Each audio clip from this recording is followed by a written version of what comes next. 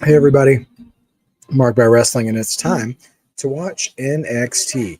So we've had a exciting couple of weeks, and we've got some building to do for Heat Wave, which is going to be about 12 days from now. So we're getting a little bit of a recap from last week of multiple things. Blake Monroe running away, Chelsea Green showing up, and standing to represent Ethan Page. We've got quite a few matches tonight. So, DARKSTATE attacking Hank and Tank on. We've got an 8-man tag tonight with DARKSTATE against Trick Williams, Moose, Javon Evans, and Femi. So there's a lot of stuff going on. George, good to see you. Zach, vinyl record day, fantastic. I got a small vinyl collection right over there. Vinyl records are a lot of fun. The only thing I don't like about them though is how frequently you have to turn them over to keep the music going. Maybe one day, if I'm wealthy enough, I'll just get a vinyl jukebox or something, so I don't have to do that myself. George, Sophie, Dro, happy birthday, Dro. Happiest of birthdays to you. And JR, good to see you as well. Dawsey, welcome to the chat, my friend. Good to see you as well. And then we've got Nia and Lash tonight. We're not waiting till Heat Wave. So we're getting Nia and Lash one-on-one tonight. Maybe but you know what? They were wilding out last week. So maybe NXT won't be able to hold them, and they'll make it towards they'll make it to Heat Wave after all. We'll have to see what happens. Hank and Tank walking in the parking lot earlier today. Watch out, guys. Oh, and here's Ava.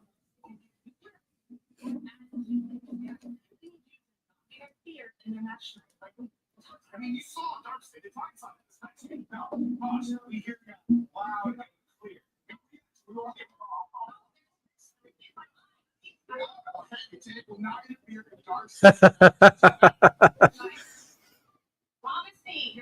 Ava asked Hank and Tank not to interfere in the 8-man tag tonight and book the match for Heat Wave. She had something in her eye, and they're like, "Oh yeah, totally. We won't interfere." So that 8-man tag is going to be something nasty tonight for sure. Angela, your grandma's birthday is on Friday. Oh wow, 83. Good for her. Good for her, man. Okay, well, we're getting Lash and Nia to start off the show. Here comes Lash right now. So let's drop those predictions. Lash versus Nia. Is it Lash? Is it Nia? Is it no contest? I mean, you got to feel like you'd want to put Lash versus Nia on Heat Wave, but you know what? We'll see what happens. If there's anybody who doesn't know what a vinyl record is, I would have to ask if you know what CDs are. Basically, it's how people listen to music about 40 to 50 years ago. All right, and here comes Nia. Nia's got a bit of an ovation herself. All right, George, I'm glad to hear the working is going. Yeah, Lola Vice did sign an extension. Lola Vice is going to be wrestling Anthony. Good to see you, my friend. Lola Vice will be a part of Triple Mania. She's wrestling in a mixed trios match with Mr. Iguana and someone who I don't know against Judgment Day. Judgment Day is coming to Triple Mania. So that trio of Luchas and Lola Vice will be taking on Raquel Rodriguez, Finn Balor, and JD McDonough with Roxy in their corner.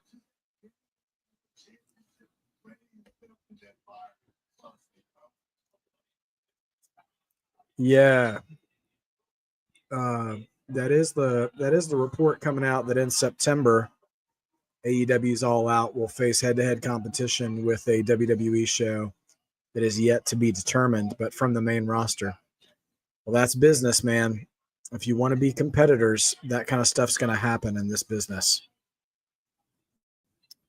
Hi, Shamanica. Good to see you. Doing all right. Just happy to be watching wrestling and seeing what we've got tonight.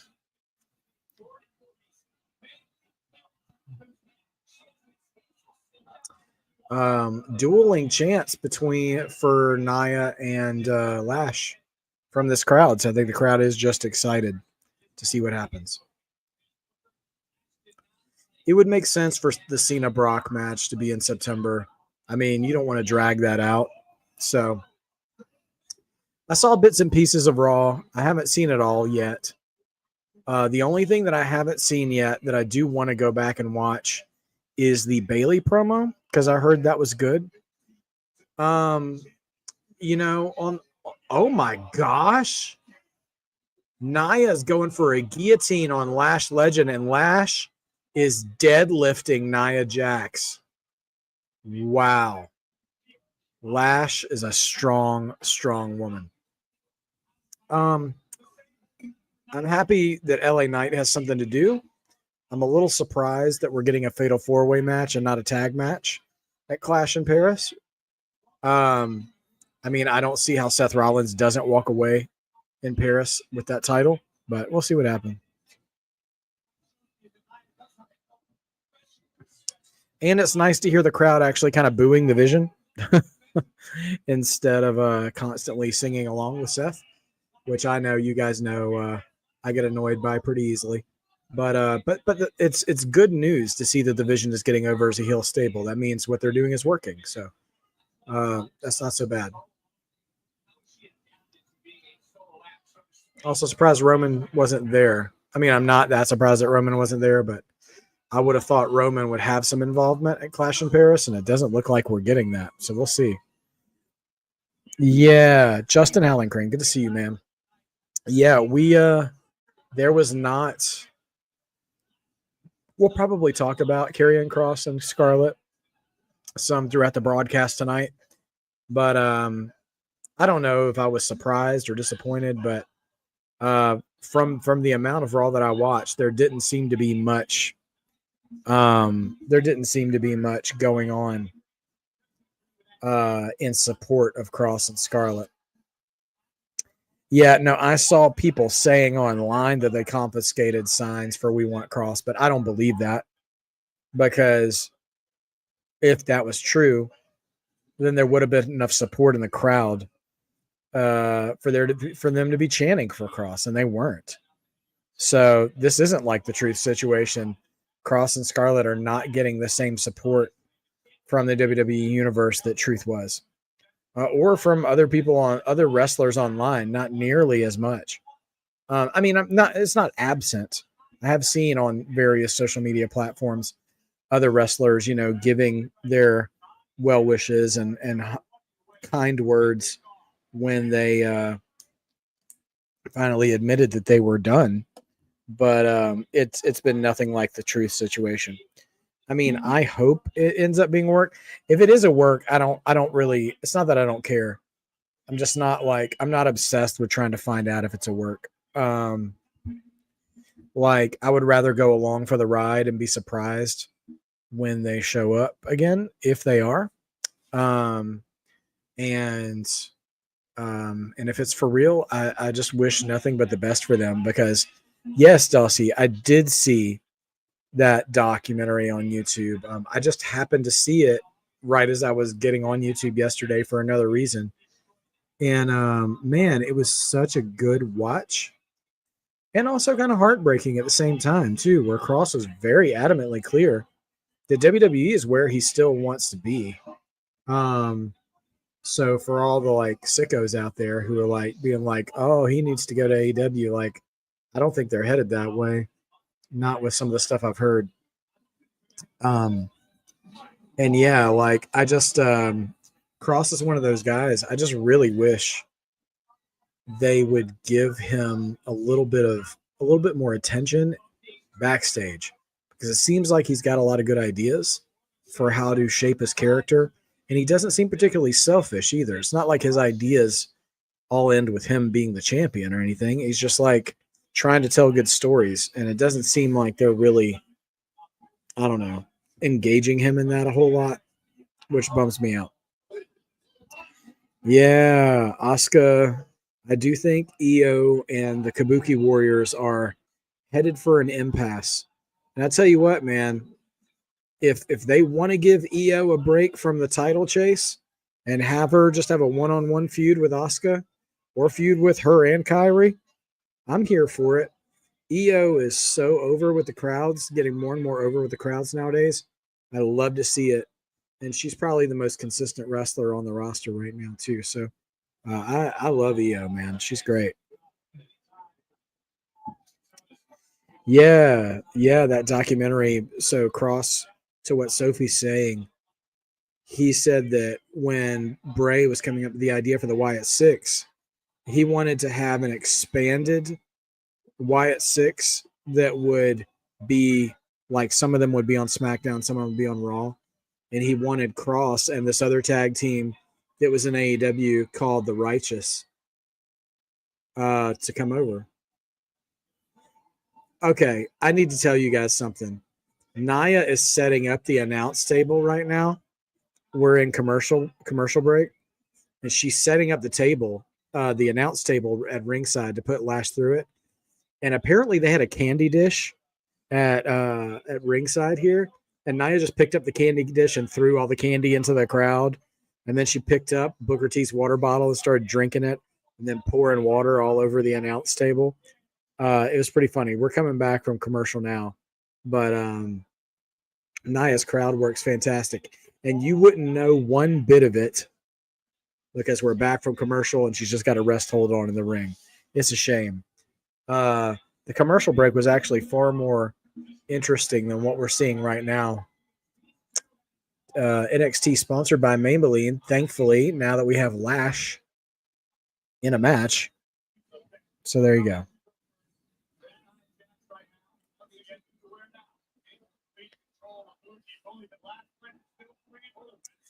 Lash with a chop to Nia.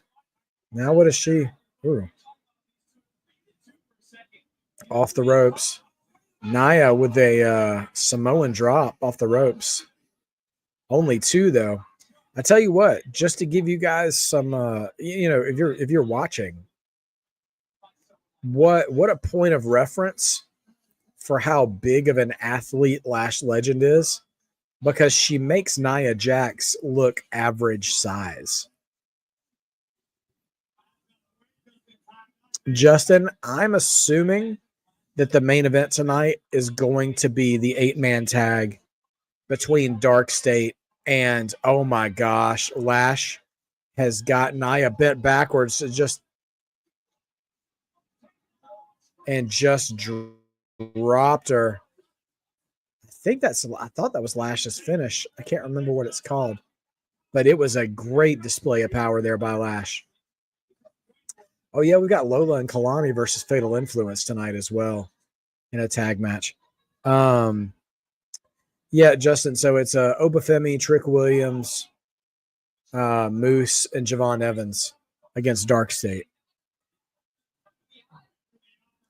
Thumb to the eye, and then a body tackle there. And then, oh man, senton by Nia. Nia's still selling that attack from Lash, though. I give them credit. These ladies are doing a lot of work. Sophie, I'm doing okay. Things have been really busy in my house the past couple of weeks, and they're probably going to stay that way for a little bit. The school season is starting back up again in our house, and so I'm going to try my best to still hit all my weekly lives, but we may be just dropping back down to NXT and PLEs because I have to figure out how Mondays and Fridays are going to work. But we'll at least have Tuesdays. Oh, man, big right hands from Lash to Nia outside. I mean, Nobody has gone through the table yet. The steps are set up over here. Lash has climbed the steps and brings Nia up. She's going to try to suplex her onto the table. Oh, my gosh. Nope. She's going up. She's not going up. Nope. Lash can't get her up. More body shots by Lash. Oh, Lash body slam. Oh, but her legs are shaking. Oh, my gosh. Lash had Nia in a body slam and collapsed under the weight of Nia and fell through the table herself. That's crazy. I'm sorry to hear that about your dog, Sophie. I know that can be expensive to care for a pet who has that many allergies. I hope it's not too tough for you or your dog. Lash Legend being counted out right now. Nia's back in the ring. Count of 8, 9, and Lash back in the ring. I tell you what, the way they're going, this might be the match. Nia's in disbelief. This has been a really good match. Lash is hanging with Nia. Booyah punches.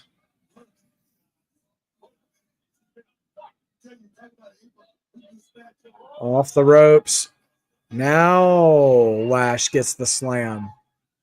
Going for a pin after a body slam. Only 2. And I can't believe the crowd bid on the 2 count from a body slam. That should tell you how this match is going.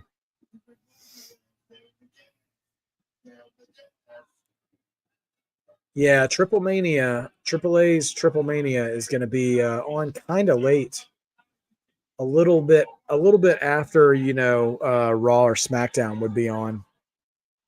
Oh, Nia's getting up and knocks Lash onto the top turnbuckle. Now she's in control. She going to go for a superplex? Lash fighting back. Oh, no, I think I know where this is going. Lash is going to go for a power bomb out of the corner, but she better be careful not to get annihilated underneath that. Oh, Nia. Whoa. Oh, no, not another one. Oh, my gosh. Nia wins. Lash tried that corner power bomb and completely landed with Nia right on top of her. And then Nia went up and dropped another annihilator on her for the 1, 2, 3. That was a hot opening match and great spots. That was worthy of Heatwave for sure. So I don't think they're getting another match at Heatwave. That was PLE worthy right there. And Nia comes out on top doing what she does.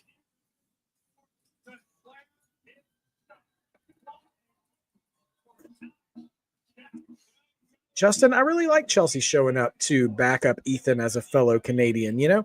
I like Ethan as a heel. He's a good bad guy, but that gives him like a new flavor to his approach. DARKSTATE backstage against with Kelly Kincaid, which really shows how large these men are too, because Kelly doesn't always look that tiny. Don't let Cutler James talk. He should still be on restriction after his weird butt comment last week. They were all cutting these like aggressive, intimidating promos. And the one white guy in this group was like, and you know what? We're going to be right on you. We're going to be right up your butt. And all the other guys literally like stopped mid promo and were like, dude, what? No, that's not it. It's to the point where I thought he did it on purpose. And I'm not sure that he did. All right. Y'all have a great night. Last week, Cutler tried to say, we get Joe Hendry again tonight and Charlie Dempsey. So, Shamanica, last week, Cutler, they were all doing their backstage, like parking lot promo, all trying to sound menacing, intimidating. When it was Cutler's turn, he was trying to tell Hank and Tank and the other baby faces that, like, we're going to be on you. You know, we're going to be like on your ass, you know. But one, he's a little country sounding. And two, he didn't quite have the language right.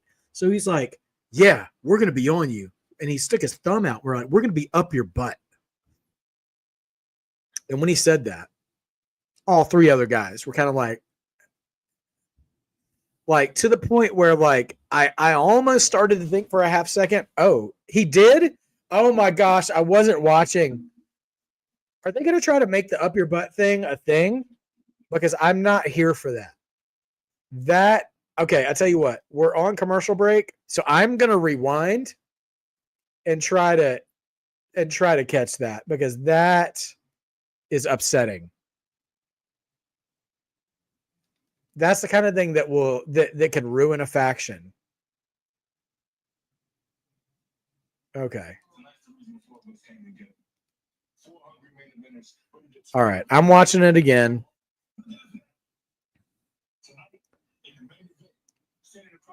Me, Mercedes, I don't know how I feel about the Fatal 4-Way. They're all four great talents, but I just feel. Hold on.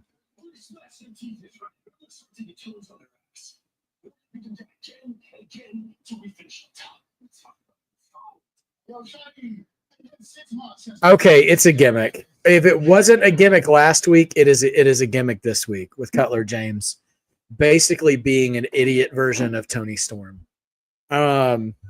Making all these unintentional sexual entendres.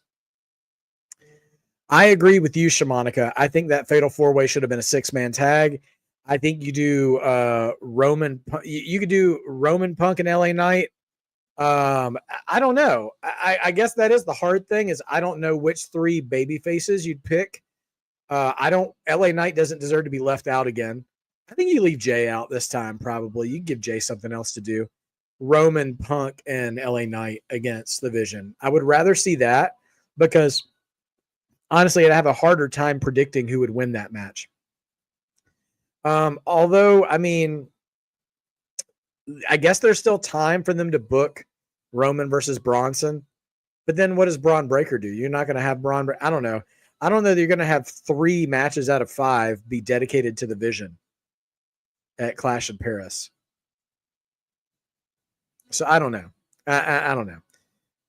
But yeah, no, man, this, I don't like the Cutler James thing. Like, it's just like, because DARKSTATE was, at least for NXT and even TNA to a degree, they were a little bit of a threat. You know, they were a sort of shadowy menace. And like, if you're turning them into a joke already, like, that is some, I'm trying to think. Oh, I don't like it. Yeah, I don't like it. I don't like it at all. Shamanica, between those two choices, I would say Drew and Cody, because the WWE champion should go on last. And also, you wouldn't want to end the show with the Vision standing tall all over again. But I wouldn't put it out of the realm of possibility that Cena and Logan Paul doesn't main event, just to give Paris their goodbye to John Cena. Kind of like how back in the day, Hogan, whether he was world champion or not, sometimes he would just be main event, because you want to end the show with him waving to the crowd and posing to everybody. And we might get a few more things from Cena that way before he's all done. So I think Cena, Logan, or Drew, Cody main events Paris.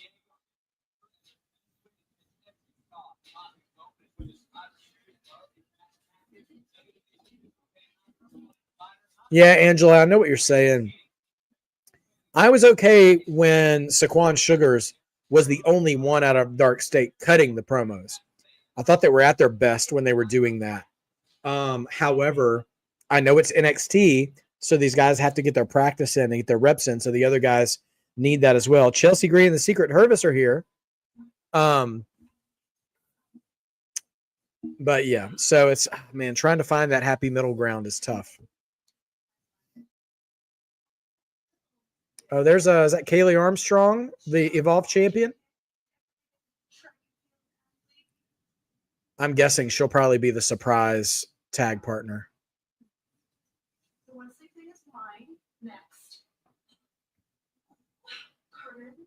My fellow Canadian third-degree black belt, national champion. Carmen Petrovich. She's Canadian, so protected and more safe.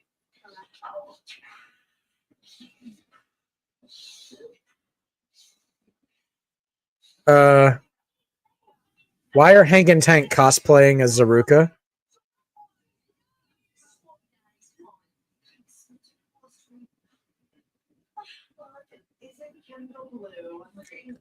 Kendall Gray. I was actually thinking that Tavion would pick the girl from LFG, Tyra May Steele, because she's an Olympic gold medalist.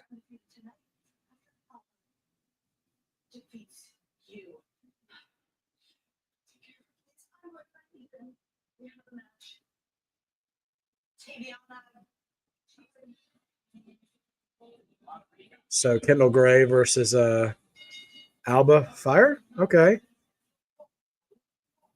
Here comes Charlie Dempsey going to take on Joe Hendry. Dro, congratulations. You know what? Drinking's a rite of passage when you turn 21. I mean, that's up to you. Just do it responsibly and do so in a safe environment, and don't overdo it. Getting drunk is overrated. So, Sophie, it just depends. I'm gonna have to figure out how busy our schedule is. All right, NXT is singing along for Joe Hendry.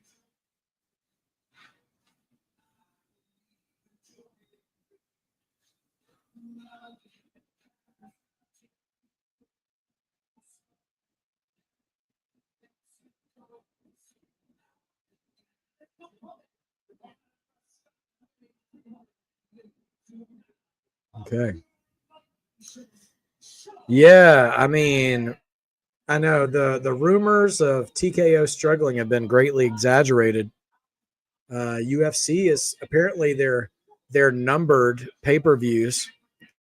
I'm telling you, Dawsey, Chelsea and the Secret Harvest, always gold. Yeah. UFC's numbered pay-per-views, I heard, are even going to be shown on CBS, which is crazy considering over the decades it was an outlawed sport, and now it's going to be on primetime broadcast television because of Paramount. Well, I'm very interested in Joe versus Charlie here. There's a Joe Hendry cosplayer sort of in the crowd.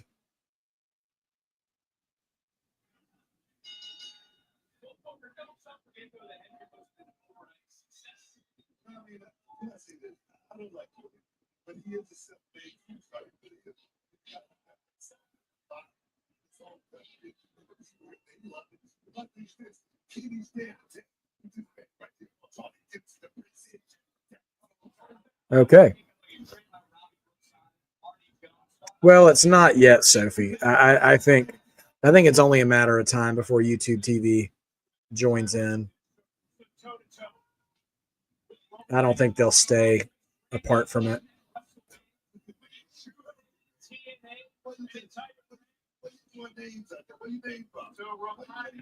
Okay. So I think Ren Sinclair is going to help Joe Hendry. You know, Ren has been interesting to me lately in this whole dissolution of No Quarter Catch Crew story. Like, she kept advocating for all the guys to get their shot against Charlie Dempsey, and she did accidentally cost Tavion one time, but Tavion got his match back and got his freedom. So I don't know. I don't know that I'm not sold that Ren Sinclair is fully supportive of Charlie Dempsey. She seems far more babyface than Charlie is.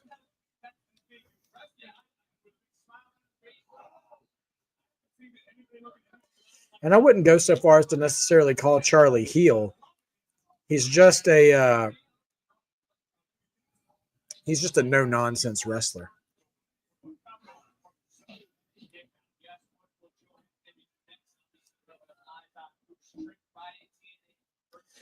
Yeah, Sophie, it starts in 2026, but I think WrestleMania is going to be the first show because Peacock still has a deal, I think, through the beginning of 2026. Man, Northern Lights suplex. Charlie Dempsey, man, when they let him wrestle, man, dude, his suplexes are so clean.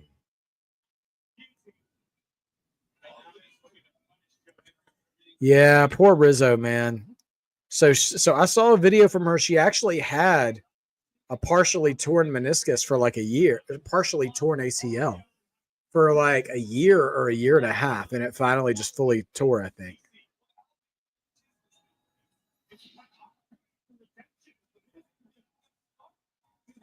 Yeah, I mean, unless you're watching, I don't think the ESPN deal is as bad as some people want to make it sound.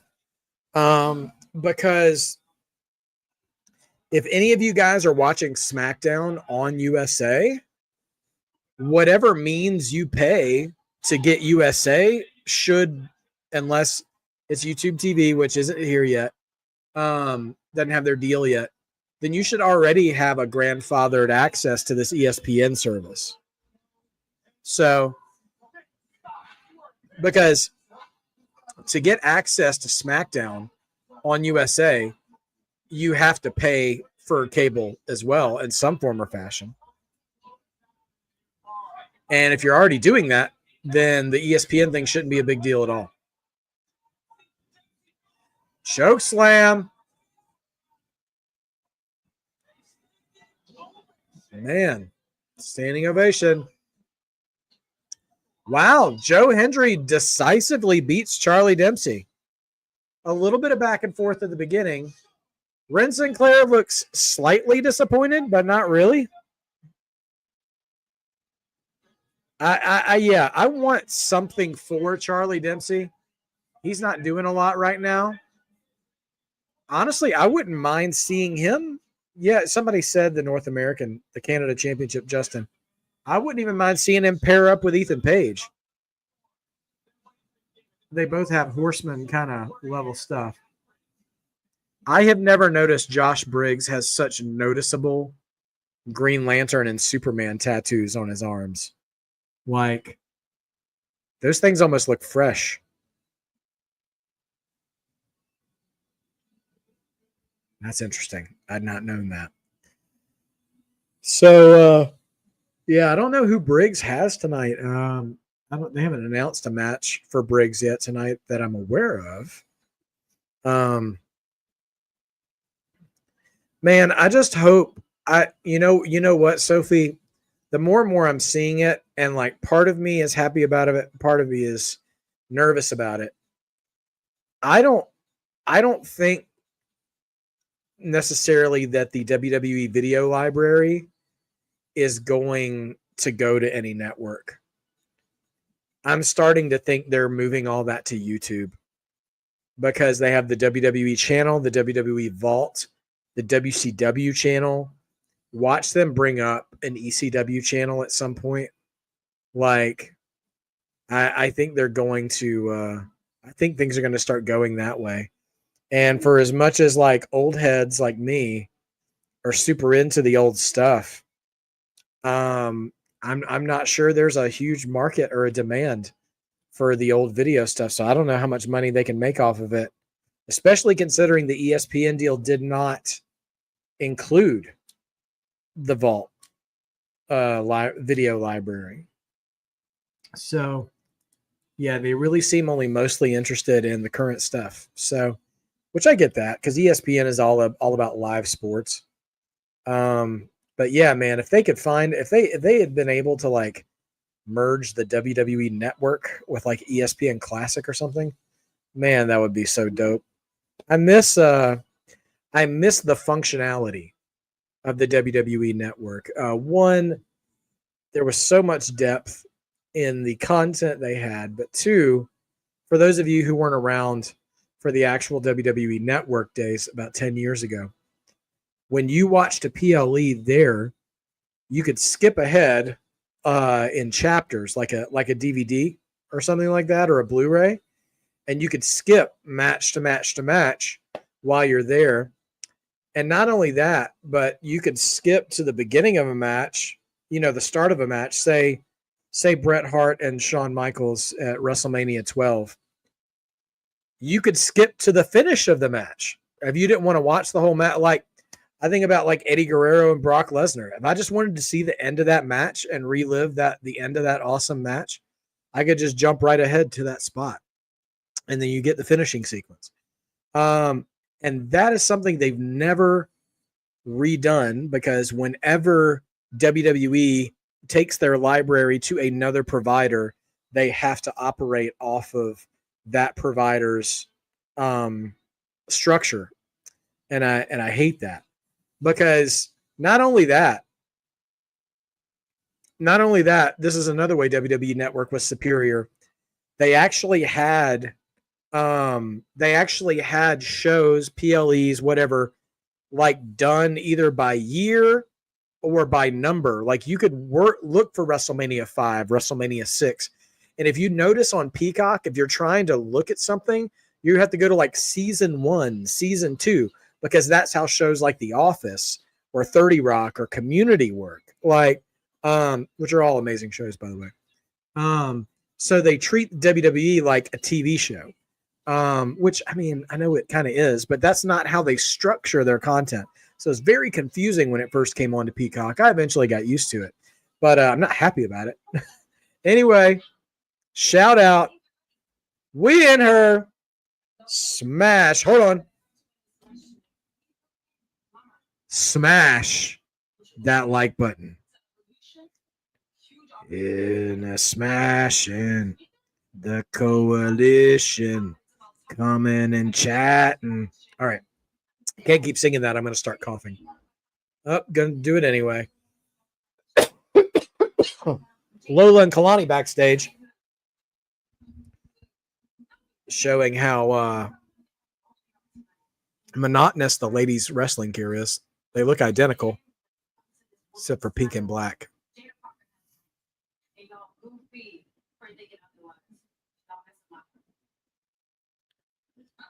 Jada just walked up and like, don't mess with my title shot or whatever. Listen, low key, I could get behind. I could support a Lola and Kelani tag team if they had tag titles. If they had tag titles, that's a banger couple right there. Okay. I'm starting to sound like Cutler James. All right. Anyway. Well, Justin, they are putting a lot of content on the WWE YouTube channel, JR. Justin, with Kelani, her and Lola a few weeks ago, several women confronted JC Jane to want to be the next title contender. But currently it's Jada Parker. So basically, the rest of the women are finding stuff to do. So Lola and Kelani are going to face Fatal Influence tonight.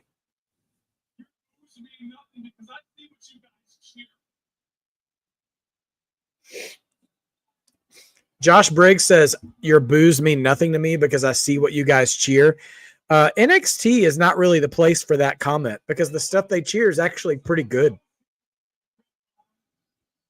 Briggs is kind of getting the Dom treatment a little bit.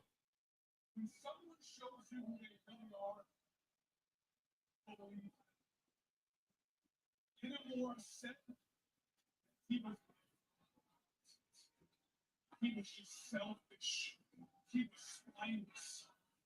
They turned it off. It's all. The crowd is chanting, turn his mic off. I don't know the last time I've ever heard that chant. I have to admit, I'm really distracted by all the DC superhero logo tattoos Josh Briggs has. I have not noticed it at all during this time. Does he normally wear like a big elbow pad? Because I see Superman, Green Lantern, and he's got Batman on his back arm too.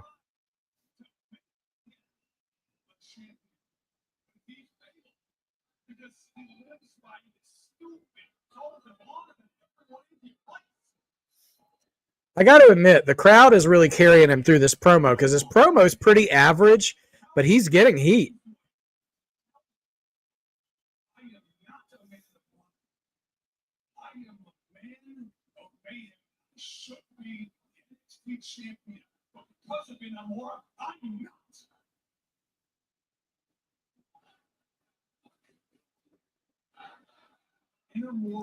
Shut the heck up, Chance. Yeah, I mean, he got some kind of Justice League tattoo. I don't know. What's up? No Wonder Woman tattoo, Briggs? You sexist.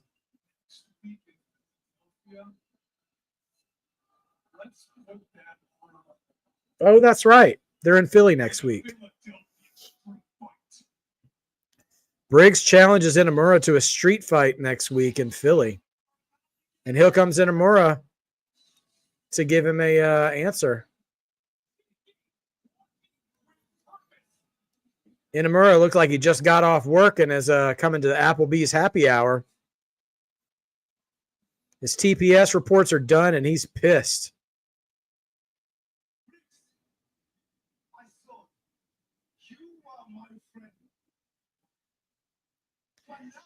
Howling Crane, Briggs could absolutely replace Cutler James. He's bigger, stronger, and less butt obsessed.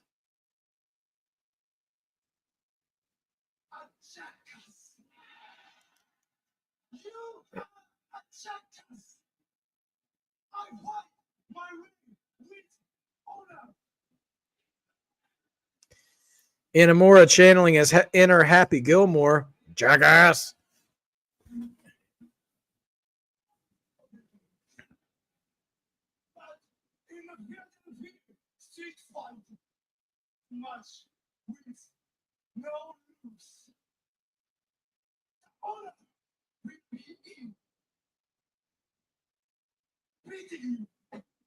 Oh, all right.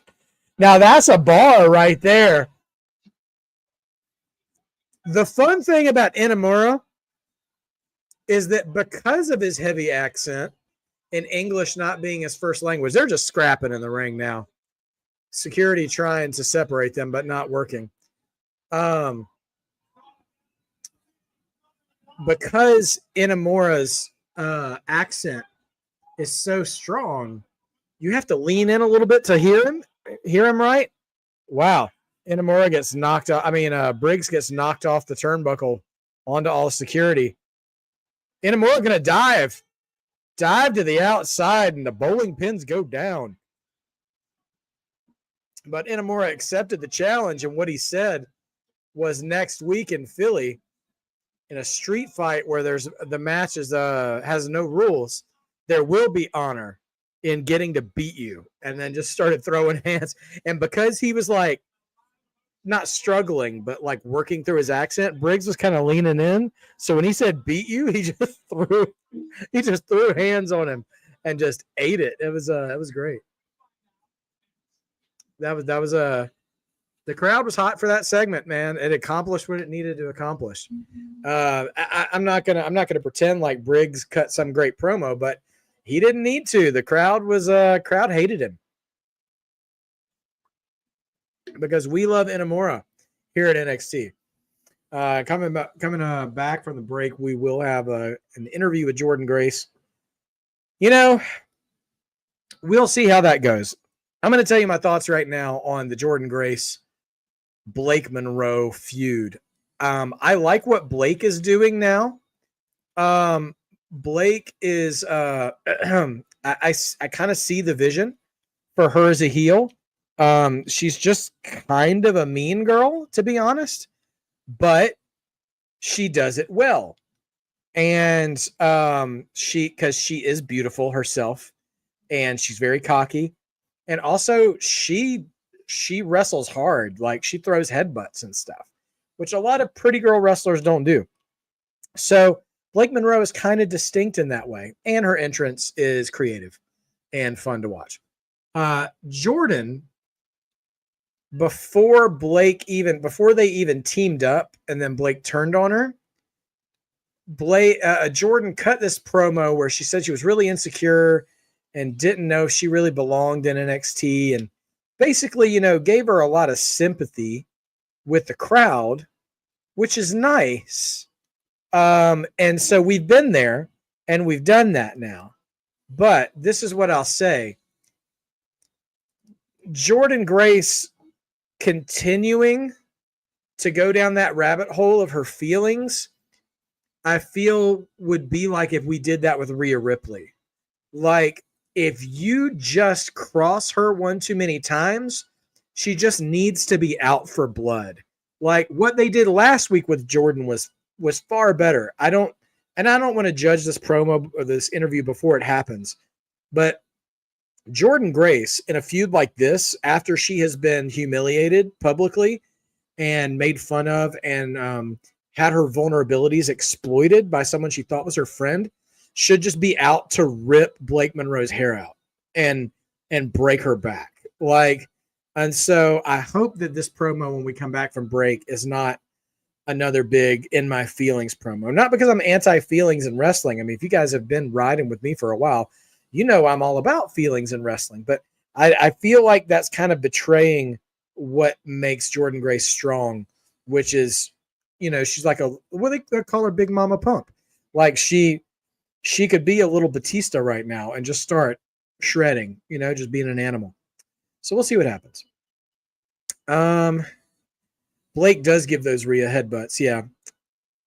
I don't quite see Blake like Michelle McCool, Justin. I honestly don't know that I've seen. She's almost like she's like 1/3 Tiffany, 1/3 Michelle McCool, 1/3 Rhea Ripley. Or maybe even like 1/8 Rhea Ripley. Like, there is a mean streak in her that those other two women don't have, or at least didn't show. Which I think deserves a lot of credit. Anyway, yeah, if you're free on the 16th, please join me Saturday night for Triple Mania. So many WWE and NXT stars are going to be a part of that. And we'll get into that later, but all of Judgment Day, El Grande Americano, Dragon Lee, Natalia, Lola Vice. Yeah, so it's gonna be pretty wild. JR, I have not seen Bayley's promo yet. That's the only part of Raw that I really wanted to see that I haven't seen yet. But I heard it was really good, and I'm interested in anything that they give Bayley. If they're giving Bayley work to do on Raw, I'm happy about it. Yeah, NXT next week in Philly. If it's anything like what they did in Houston, we're going to be in for a quite a ride. All right, here's that interview with Jordan Grace. Let's see what comes of it. Thank you so much for your time today. Now, we're all wondering how you are feeling after the very harsh words from Blake Monroe, not only just about you, but also about your physical journey getting to WWE. Kelly, this is probably going to surprise a lot of people, but Blake is actually right. No, what do you mean? I spent most of my life avoiding mirrors because I just didn't like what I saw.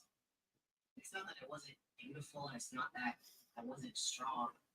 I just didn't. I could never see myself like that. If my journey was just physical, lifting weights, counting down the number on a scale, it probably would have been a lot easier.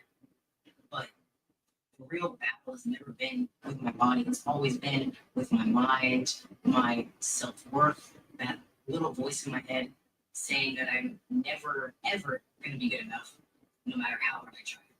I think that's a feeling that a lot of men can relate to, actually. And then whenever you let Blake in, I feel like we started to see this softer So we're going, I wouldn't say full on, but we're tackling some like body dysmorphia issues almost here for Jordan Grace. So when someone like Blake came along, someone I thought was an outsider in their own right, I wanted to connect. I did. I wanted to feel like we could maybe understand each other. But I see who she is now. We share the same weakness, except hers is wrapped up in a desire and confidence.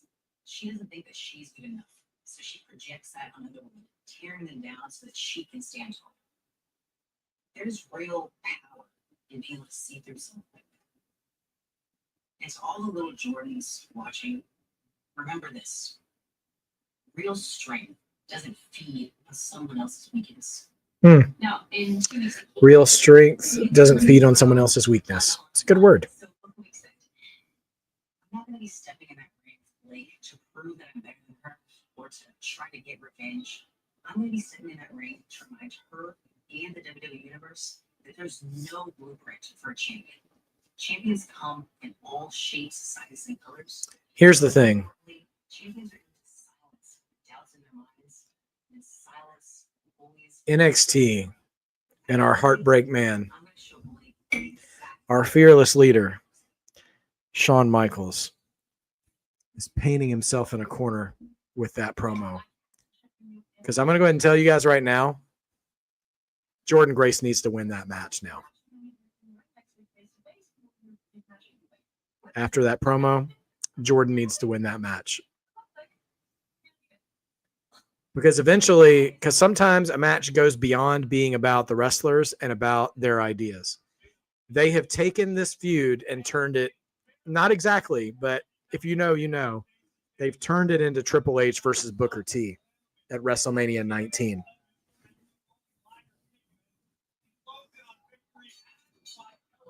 We're seeing shots from Impact the other week with JC Jane's title matches. And Masha and Ash by Elegance keep interfering with each other, trying to take the title from JC.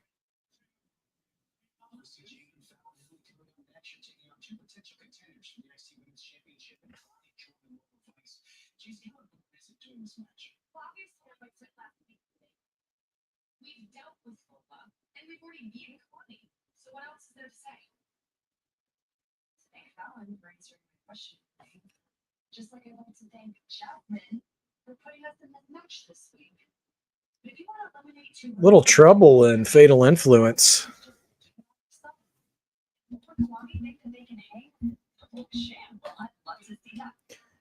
And here comes, Ash and Masha are both here tonight. Okay.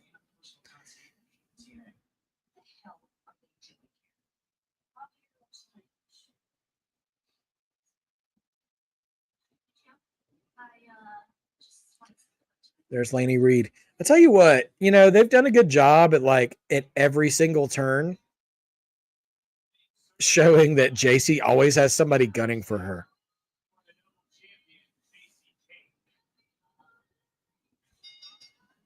Oh boy. Yeah, well, they're going to have to book that Jordan and Blake match very carefully, not to completely crap on this notion of bullying and body shaming to Jordan Grace. They did that once with Lay Cool and Mickie James, and eventually Mickie James just beat the brakes off of both of them. So we'll see what happens. Like in a squash match. They do love Laney Reed. I mean, she's all right.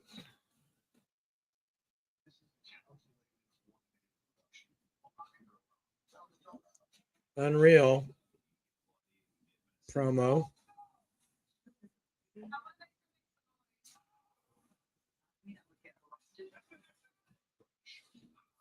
I enjoyed Unreal. I don't feel like it really crossed any lines that I haven't already seen with any of their other production. backstage curtain lifting things. I actually really enjoyed the times that they took like individual profiles on wrestlers. So when they took time to get to know Rhea Ripley or Chelsea Green or Bianca Belair, or, I know I was just listing off the women, but CM Punk or Cody Rhodes, that was great. George, I mean, I think Jasmine should be the first to go. And inevitably that whole faction's got to fade out of existence. Because I think JC may come up to the main roster one of these days, and her and Fallon are bound to have a falling out, and Jasmine is just kind of there.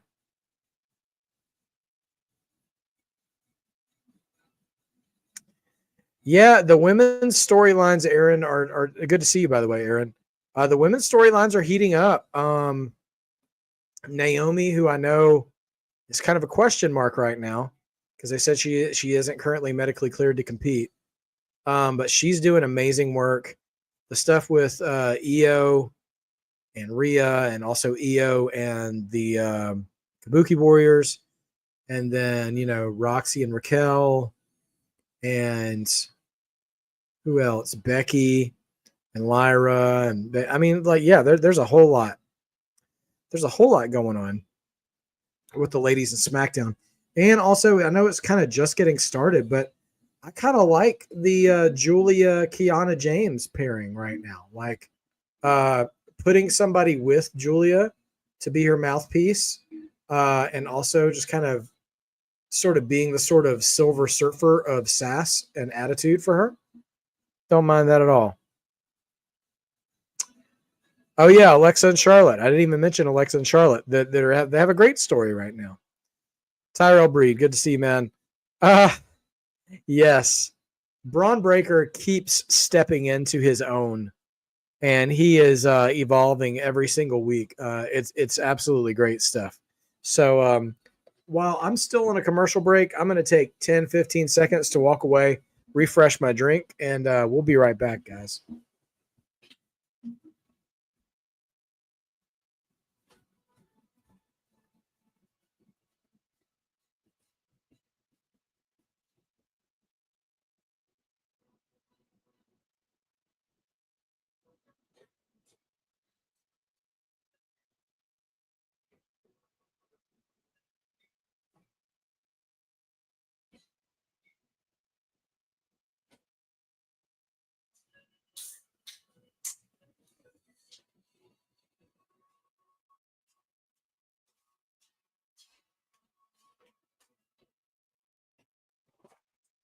Hi, everyone. Yeah, really, George. I don't want to be too critical of AEW. I just don't watch it enough to feel justified in criticizing it, even though I see stuff all the time that I'm like, I don't understand what's happening here. But also, I don't watch it. So maybe that's why I don't understand it. I don't know. All right. The men's 8-man tag here.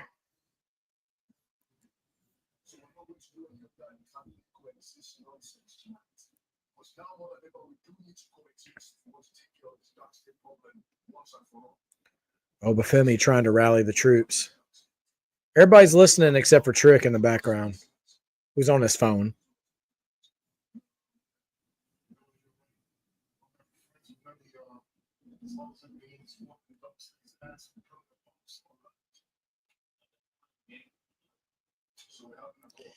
I do find it interesting. Trick's the only one who's not really on board with, like, let's take DARKSTATE's head off.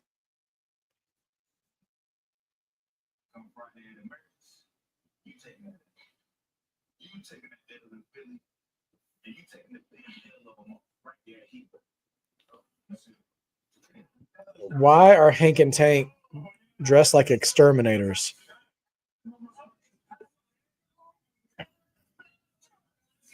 Oh, they're hanging out because they're going to interfere in the tag match tonight. They're obsessed with trying to interfere and hit DARKSTATE tonight. All right, here comes Lola.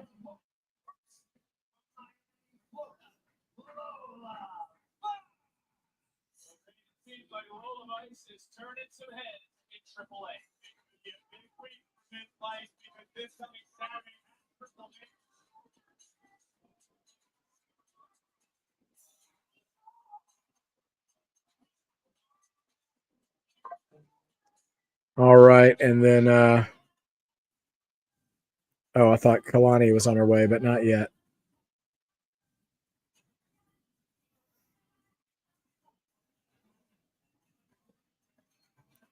Okay, we're getting an extended entrance from Lola.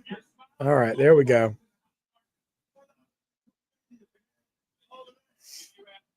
By the way, for Triple Mania, as Kelani Jordan makes her entrance, Corey Graves and JBL will be on commentary.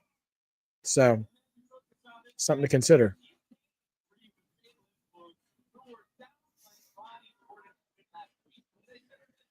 Yeah, I saw Ashante's contract wasn't renewed. He could do well in TNA, I think. There's Ash by Elegance and her butler. Personal concierge, excuse me.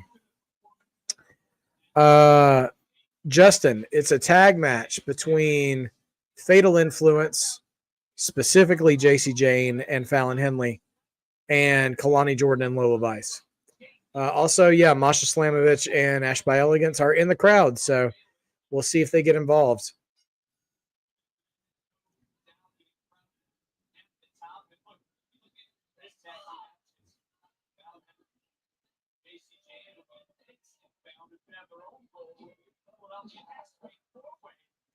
Fallon and Kelani starting off.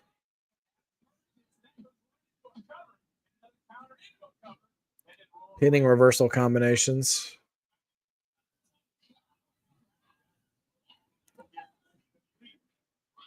Kelani and Fallon really going for it.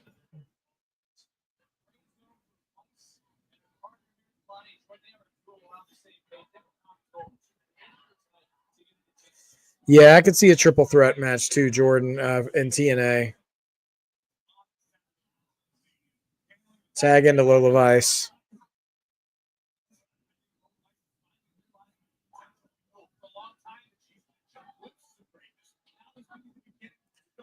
Now in comes JC Jane.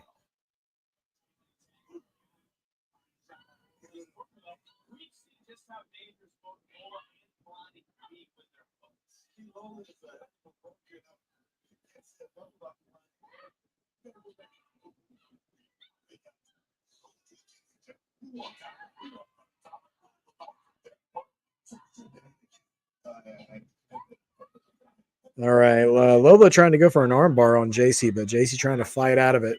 JC's screaming for her life. I don't think we can call JC a transitional champion anymore.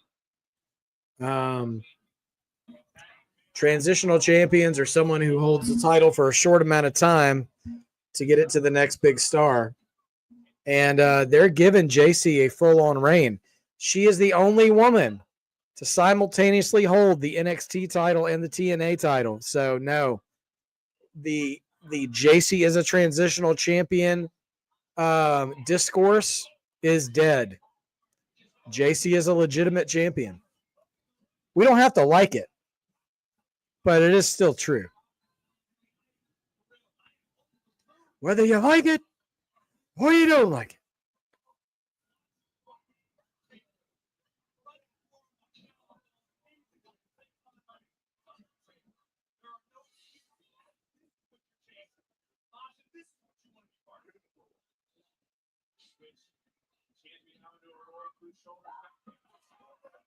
Okay.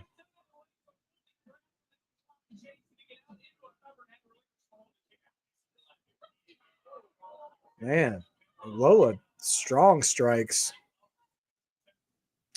I got to be honest, y'all. This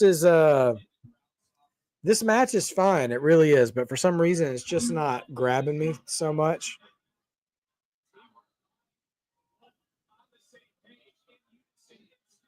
Stereo arm drags from the babyface girls. Kelani's fired up. Jasmine on the apron now, trying to distract. Now Kelani on the outside chasing Fallon. Oh, and JC just catches her with a boot to the face. Yeah, Justin, BFAB is she is the Charlie and the Chocolate Factory winner of Hit Row. Although I guess we do see Top Dollar on occasion due to NXT, but yeah. Swerve was gone. Top Dollar's gone. Ashante's gone.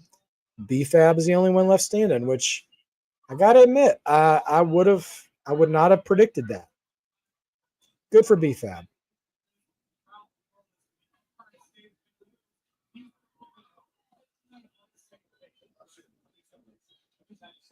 It's crazy that Swerve was the first one to go.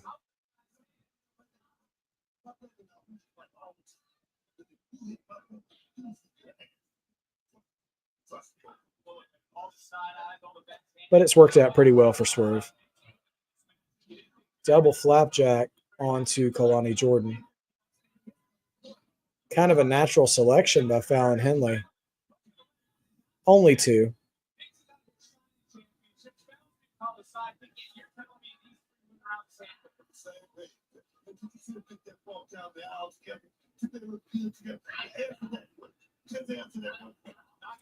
My wife may be listening. You don't obviously care what I'm in Houston right now. You can't get an answer. I would I'd rather see BFAB just teaming with Meechin. I'd rather see, I wish they had done a thing with the Street Profits and Mello and Truth. Since Truth teased it that time. That would have been amazing.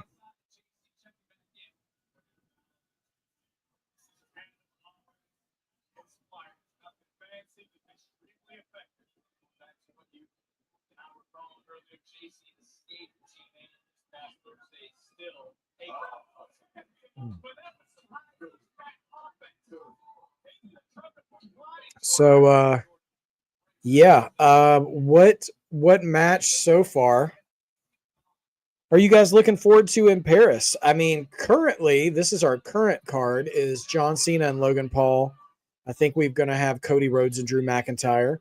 We've got that fatal four-way match with Seth defending the world title. And granted, the match hasn't been called off yet, but also Naomi and Stephanie Vaquer. What do you guys think?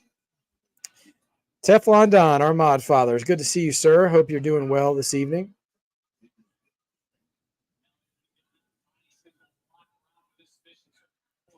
Yeah, George, that sort of mentor situation. Rick RT, also good to see you too, man. Glad you could be here.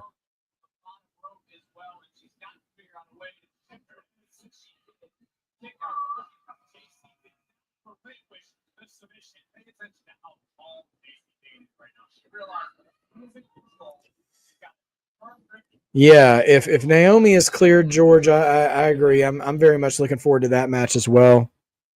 I hope Cody and Drew gets a little bit of gas added to it as well, because I think that could be a really hard-hitting match.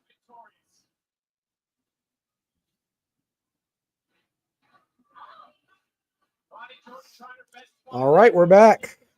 Tag match still ongoing. All right, Ricker T. So Nia Jax and Lash Legend had a banger of an opening match that Nia Jax won in brutal fashion. She reversed a powerbomb into the Annihilator. Joe Hendry beat Charlie Dempsey pretty handily. Chelsea Green and the Secret Harvest are in the house, although they haven't done much yet. And we still have an 8-man tag later on tonight as well, with DARKSTATE versus Oba, Trick, Javon, and Moose.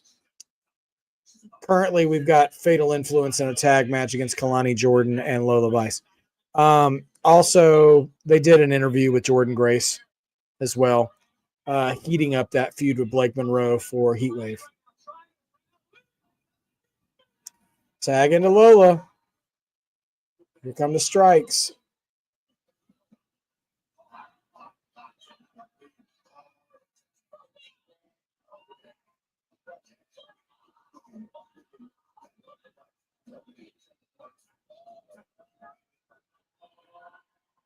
Okay. Both women down in opposite corners.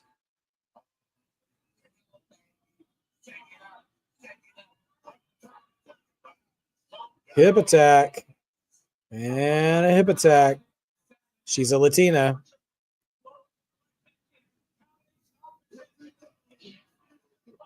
Okay.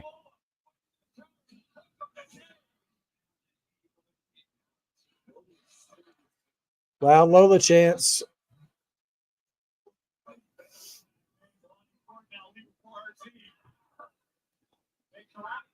Would it be wild if Lola just broke out of South of Heaven? A little shout out to Damian Priest.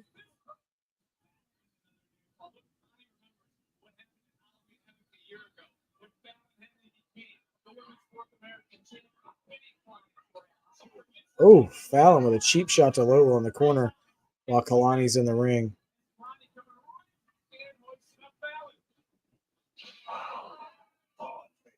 Fireman carry slam from Kelani, who's now up top. Double distraction by Jasmine Nix and JC Jane. And here comes Fallon, slams her off the top.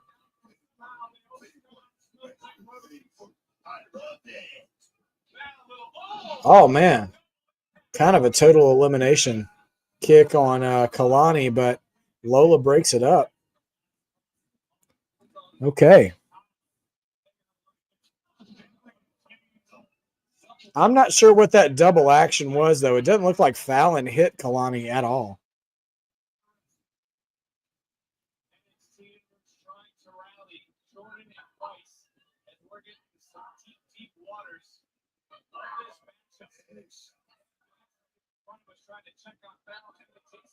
Throwing bows. Throwing forearms. Boo-yay, boo-yay. Wow, great backflip. Oh, but eats a super kick, Kelani does. And here comes. Oh, nope, misses the pump kick. Only a 2 count for Kelani, though. What's Kelani going for? Nope. Arm drag reversal.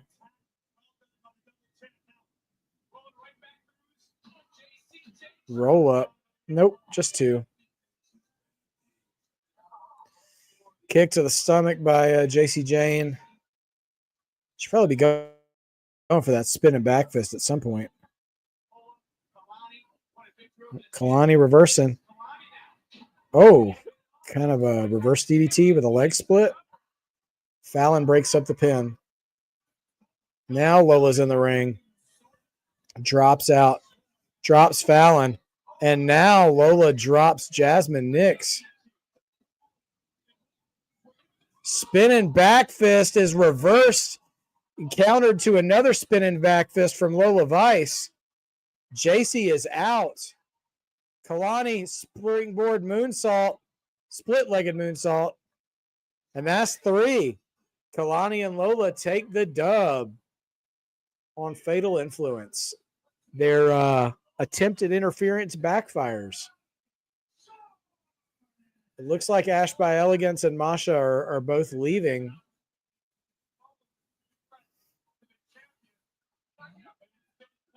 It's interesting they brought in those 2 TNA ladies and they did absolutely nothing but just sit in the crowd for this match. Maybe they'll do something backstage.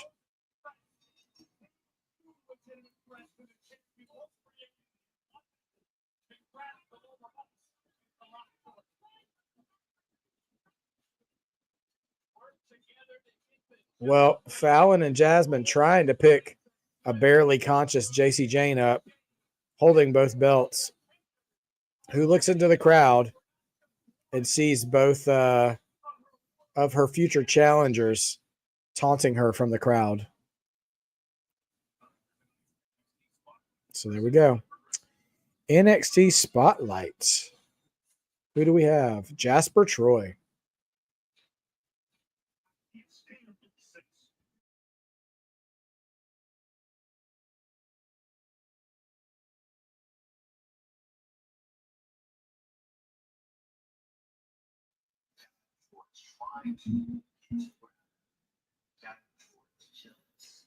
Jasper says he's been dealing with smug guys like Ricky Saints my whole life.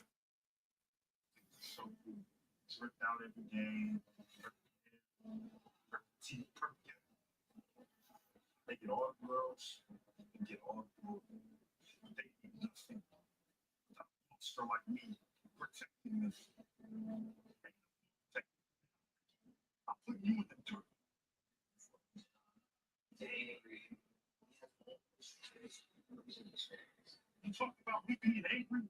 Someone like you can't relate.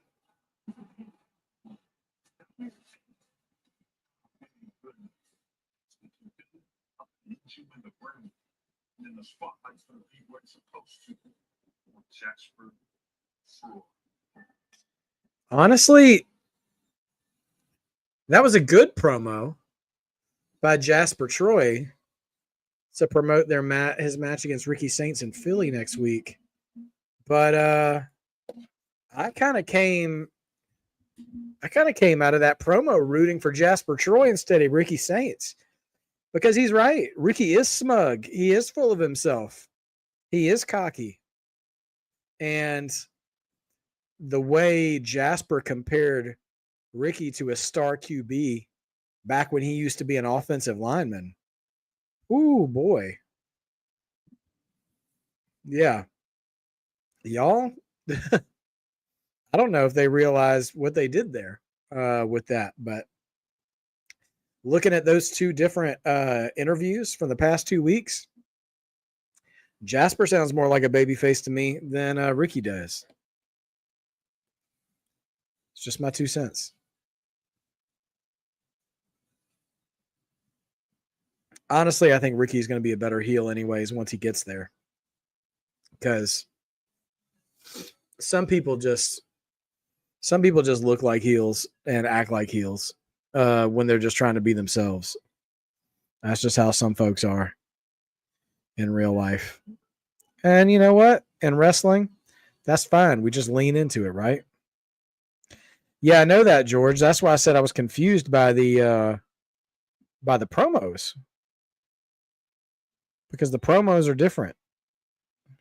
Like Jasper Troy cut that promo like he was a babyface, and Ricky Saints kind of cut that promo like he was a heel. Like they were both just being themselves, but I'm telling you, naturally, Jasper Troy is kind of like, I know we say Abyss all the time, but he's like a Kane or a Batista. He's just a natural monster and like a chaotically neutral monster. Like I will just destroy whoever you put in front of me. You know what I mean? And Ricky, man, Ricky is prime. He's Deion Sanders. He's Terrell Owens.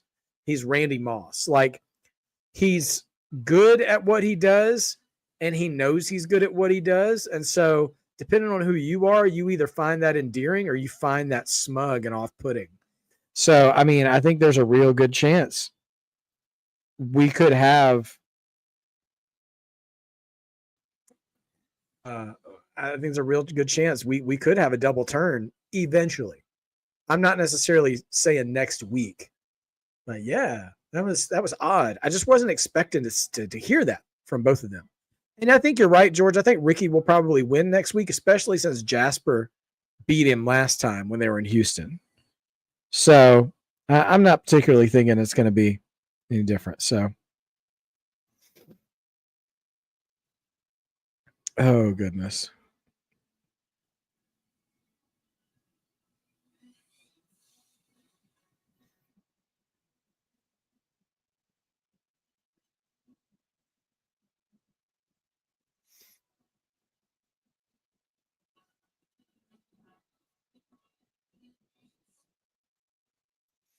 Okay.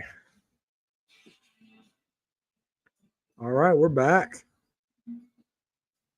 And let's see what we've got next on NXT. Oh, that's right. We are getting the mixed tag. It's looking at the time. Surely we got to get that mixed tag before the 8-man tag. I think we only got enough time for two more matches. Yep, Kendall Gray. So we're going to get Kendall Gray and Tavion Heights against Ethan Page and Chelsea Green. Well, no. Wait. No.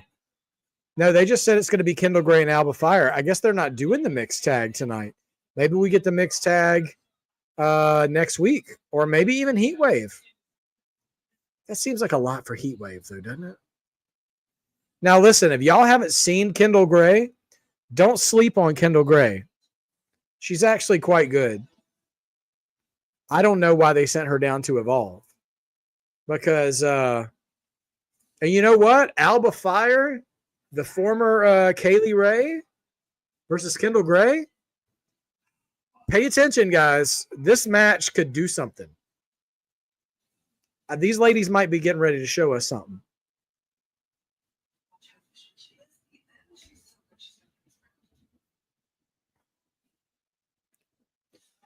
Chelsea's already telling Ethan, watch us. She's so good. She's going to make us proud. So you know she's about to lose.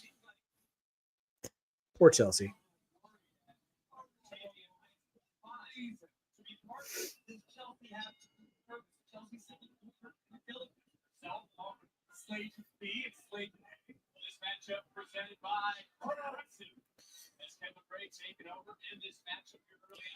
Yeah, Kendall going full on amateur on Alba Fire, who gets to the ropes.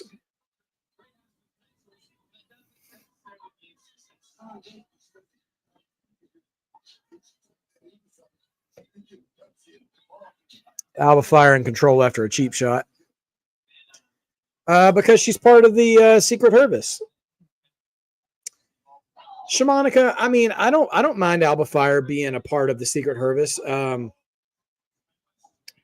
I do kind of wish they could have changed her name back to Kaylee Ray, and she could have been Slagent K instead of Slagent A. But that's okay. It doesn't really bother me. But yeah, Alba Fire's wrestling in a suit because she's in the Secret Service, just like how Piper Niven does. So this is their gear now. Oh, great super kick off the rebound from the second rope. Told y'all they were going to show us something. Man, stepping on her neck and everything.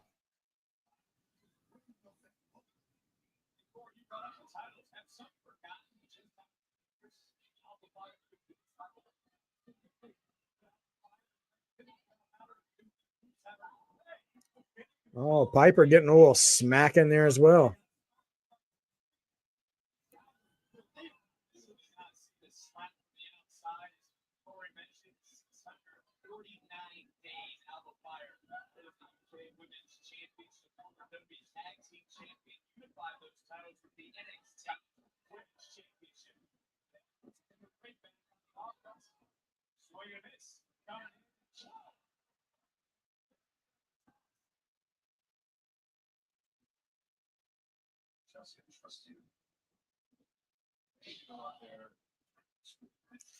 All right. Ethan says he's going to go to ringside, which means we're probably going to get Tavion. Oh, man. Reversal from Kendall Gray into an armbar, but they're on the apron, though. Oh, Kendall rolling her back in the ring and holding on to the armbar, though. Here comes Ethan Page.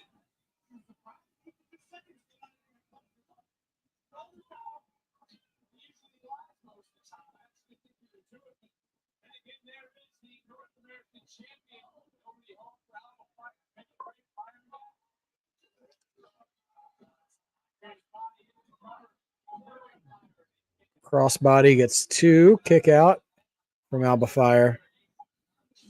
Power slam from Kendall Gray.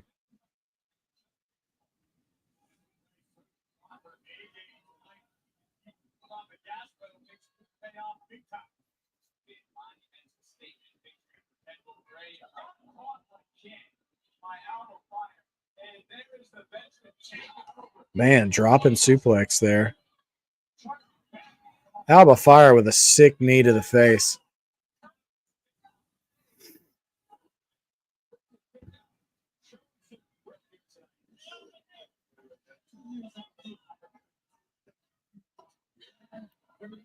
Oh, thumb to the eye. Backslide. Oh, no. Oh, wow. Gory special. And Alba makes short work of Kendall Gray. But that was a fast-paced, fun match, though.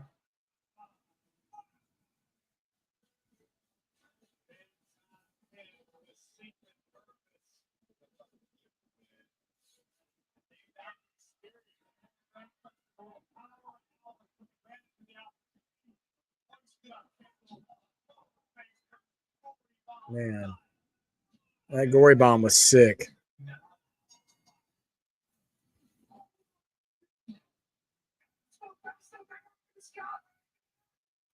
Yeah, we need. I think we need. I hope Billy it's not too premature. We need Tyra May Steele, Olympic gold medalist, to come out.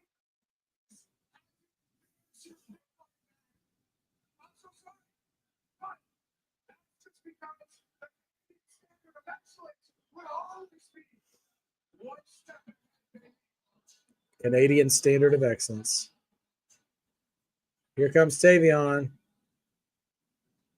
Secret herders that heard you saw the moose and lived to tell the tale. I didn't know we were playing two troops in a lie, Ethan.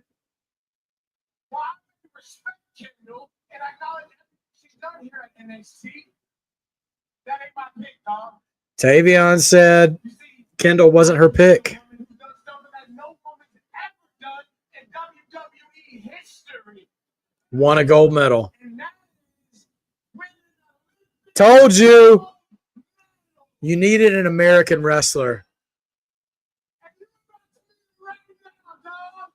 Oh, she's in the ring. German suplex on. Oh.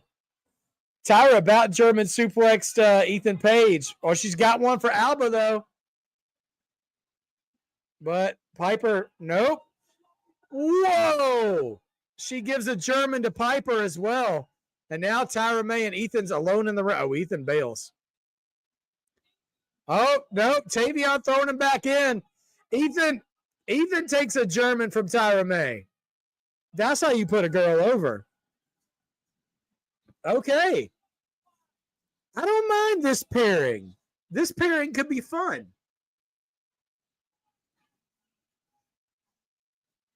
Nothing like a good old decent American team. Tavion and Tyra May. I get behind it.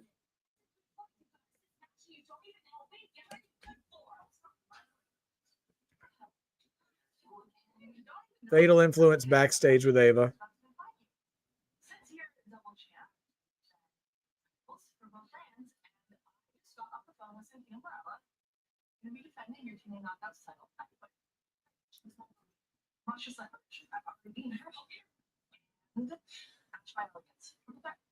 Okay. JC Jane defending the TNA title at Heatwave in a triple threat. Y'all called it.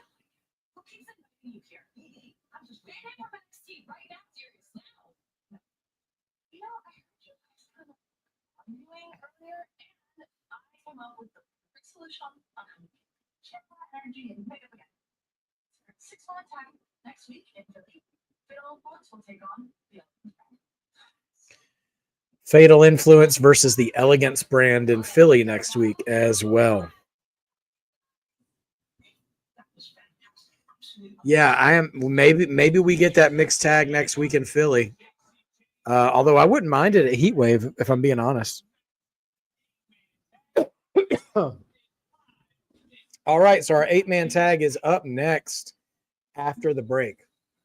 So, yeah, Heatwave is shaping up, as is next week's Let's see. Let's see.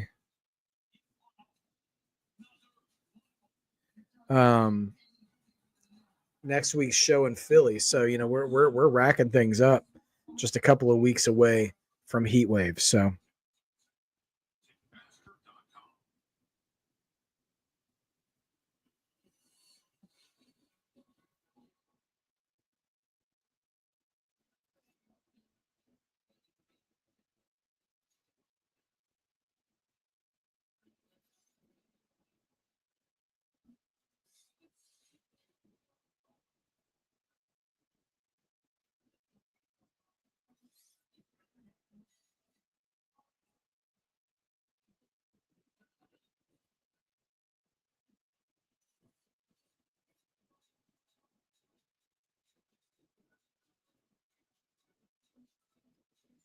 all right. So time for the main event. Who do you guys have in the main event in the 8-man tag? Let's hear your comments.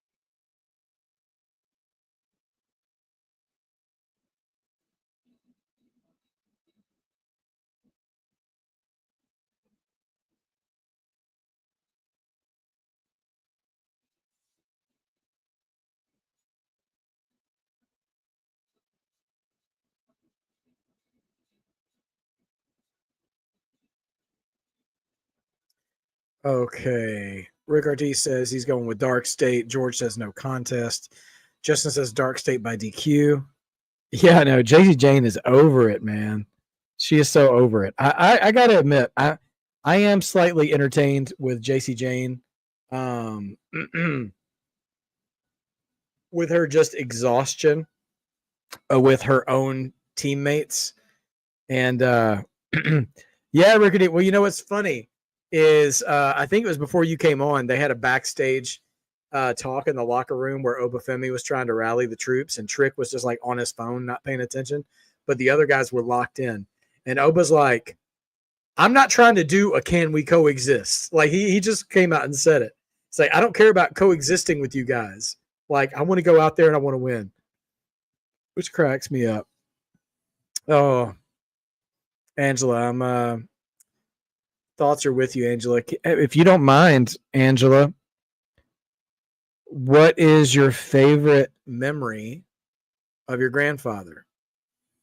It's important on days like today when you're remembering someone's memory that you take time to remember the things that you enjoyed about them too, while also balancing that with the grief of missing them. So if you feel comfortable with that, maybe you could share with us something special about them, something you really enjoyed.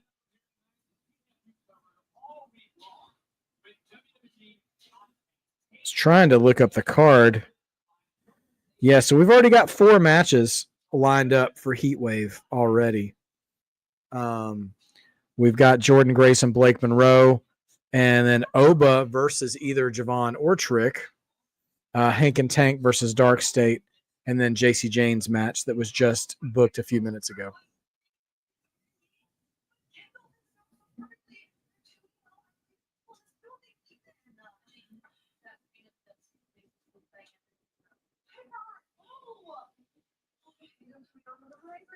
What did Piper say? She's like, that's kind of the point. There's a bunch of athletes in this building. Did she say it's like that's kind of the point of the performance center? You were 3, okay. Gotcha.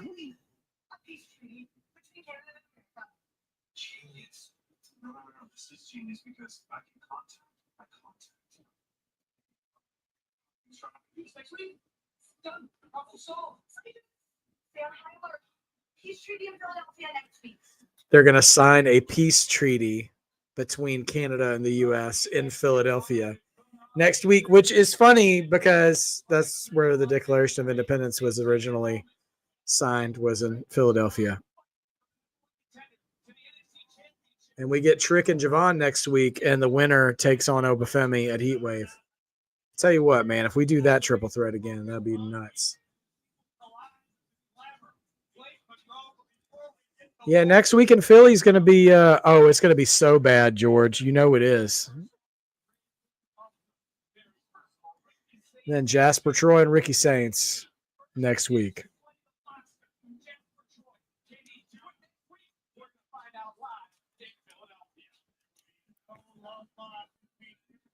And then a street fight between Briggs and Inamura next week. You know, it's crazy is they really are making, I mean, I know Philly's an important show, but they are absolutely building it. To be PLE level for NXT's level. 6-woman tag, Elegance Brand versus Fatal Influence. I give JC credit, man. She is working a lot as a double check. All right, here comes Javon. Your boy is bouncy. All right.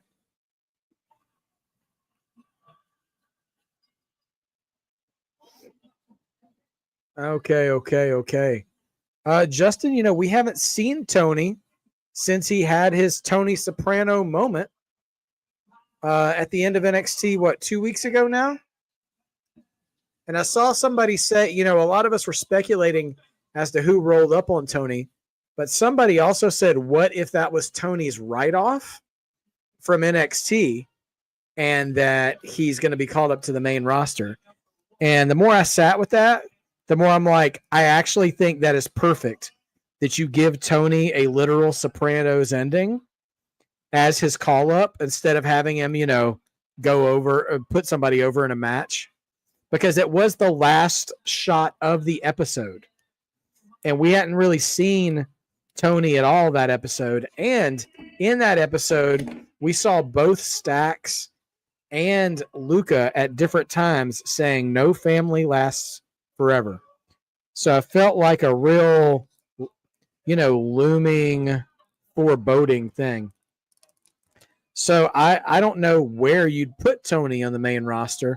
Maybe you're just writing him off NXT and he's not going to debut right away. But whatever you do, I think it'll be fun. There was a quick second where I thought, this sounds insane. Yes, Rickardy, that's what I was going to say. What if he ended up being a fourth man for the Vision? And he gets, and now hear me out, he's not Tony Soprano anymore, but he just gets like a character reset. Like maybe not a full-on character reset, kind of like how Scott Hall stopped being Razor Ramon, but he was still Scott Hall. If we could do that with Tony D'Angelo, he could still keep some of the mannerisms, but he's not a full-on gangster character. I think he could fit well in the Vision. Because seeing him with Heyman, those two looks like they go well together.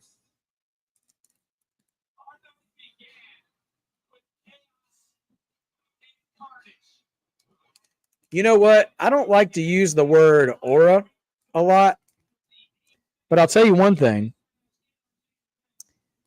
Each one of these four men's entrance themes hits for me, all in different ways. But Moose, Javon, Trick, and I mean we'll get Oba's theme back when his entrance when we come back from break. But I'm for it. Man, oh man.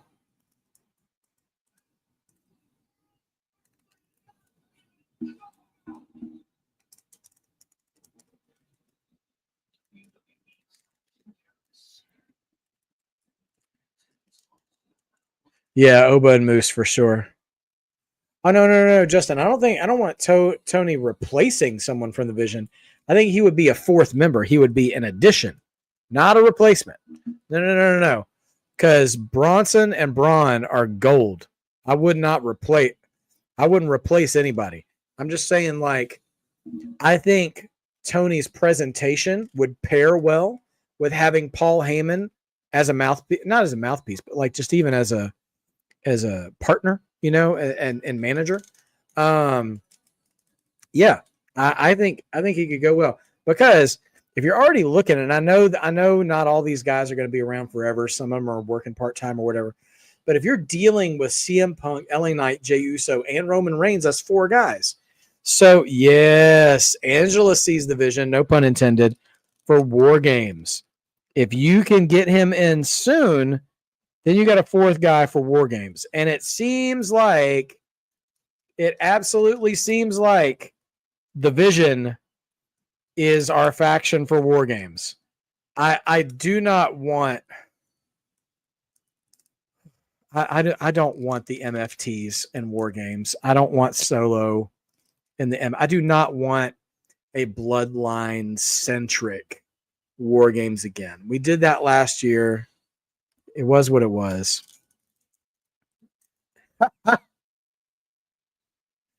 Your boy, A from A&B Convo says, it's Bronze Breaker. At this point, he's darker than Oba Femi. Hey, super chat. You know what? I'll do you one better.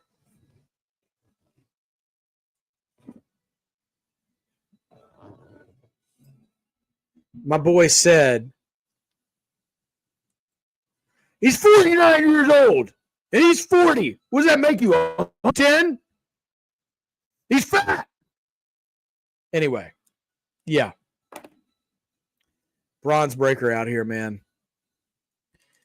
Just going out, plastering people around at ringside, and leaving a trail of bronzer in his wake, like a tornado that Clark Kent's dad won't let him save him from. It's just like, just let the spear happen. Anyway, thank you, A&B Combos. Always bringing the laughs. Much, much, much appreciated. But yeah, man. You know we're going to get War Games because we're going to be in San Diego. So we're going to be on a baseball field at Petco Park where the Padres play. I mean, yeah. So actually, you know what? I'm feeling a little nostalgic. All right, young people, time for a little history lesson in 35 seconds. One of the first War Games, first couple of War Games happened at the Great American Bash in 86 and 87 in the NWA, which would become WCW. And back then, it wasn't a pay-per-view. It was a summer tour.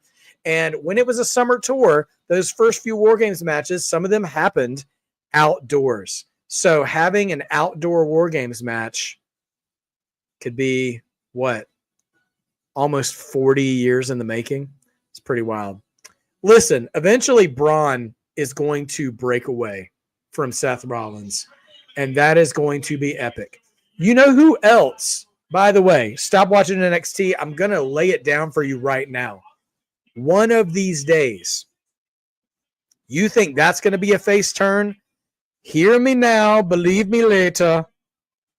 One of these days, Dirty Dominic Mysterio is going to have a real face turn, an honest-to-God face turn, and the world will never be the same. Because you got to understand, we have watched him be Ray's kid. We have joked and come around to believing he's kind of Eddie's kid. We have hated the heck out of him. We have seen him rizz up all the most beautiful women in WWE. People like to cheer him now, even though he's still a heel and still being a heel. But one day, he's going to be legit face. And the crowd is going to be so irrevocably behind him, he'll be a face forever. Well, I don't know if he'll be a face forever, but he will quite a while. Dawsey, I'm with you. So I see your vision. It's like the fifth time I've said that tonight. I see Sammy for the Royal Rumble, but I see either Braun Breaker or Jacob Fatu for the Elimination Chamber.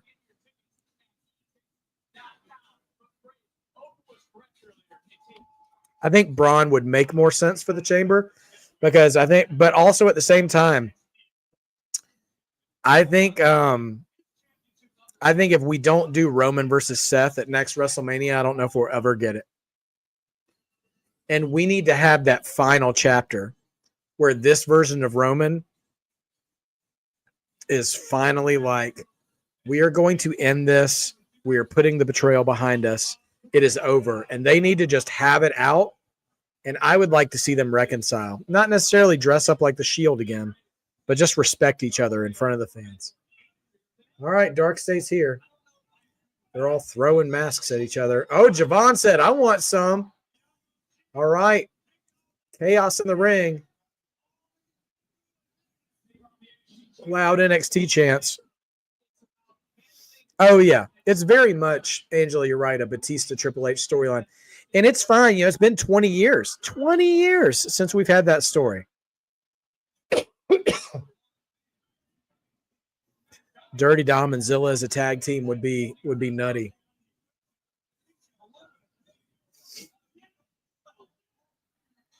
Young OG chants, and man, Javon just throwing bombs on Shaquan Sugars. Leg sweep. Standing shooting star press, only one. Shaquan running away.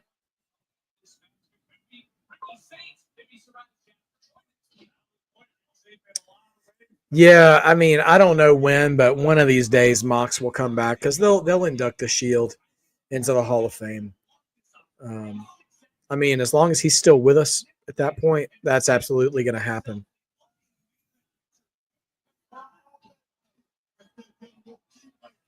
All right, Javon bringing the energy. Here comes Dion Lennox. Now Cutler. Got hands for Cutler too. And here comes Oba clotheslining Cutler out the ring. And now Osiris left alone. Moose tossing him. This looks like a commercial break spot. Oh, now Saquon. Oh! Oba Femi just picks up Saquon and launches him out of the ring onto the rest of DARKSTATE. And Trick is the only one not getting involved.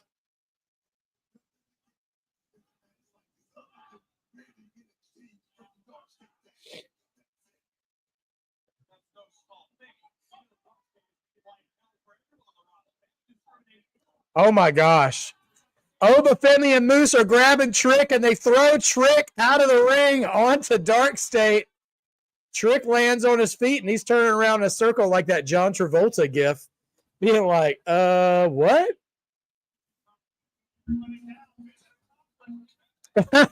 Trick back in the ring, hugging all the guys like, yeah, we did it. And they're all like, man, don't make us smack you.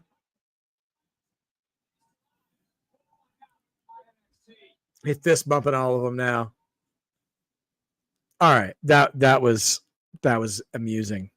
All right, so we are working our way towards the end of NXT this week. I hope you guys have enjoyed the show. Next week, we've got the show in Philly. It's a stacked card. And then the week after that, we've got Heat Wave. So, yeah, the train keeps on rolling. And then the week after Heat Wave is Clash in Paris. So, it's going to be quite a time. Yeah, you absolutely know Trick is going to leave them hanging, George. You're absolutely right about that. He ain't. But he is beating on Cutler James, so he's not avoiding action with DARKSTATE.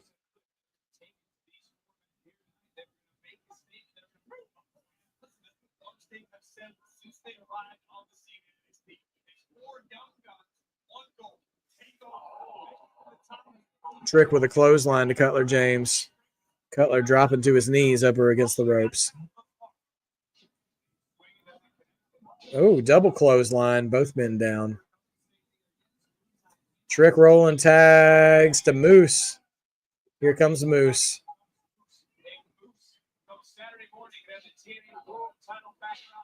Oh.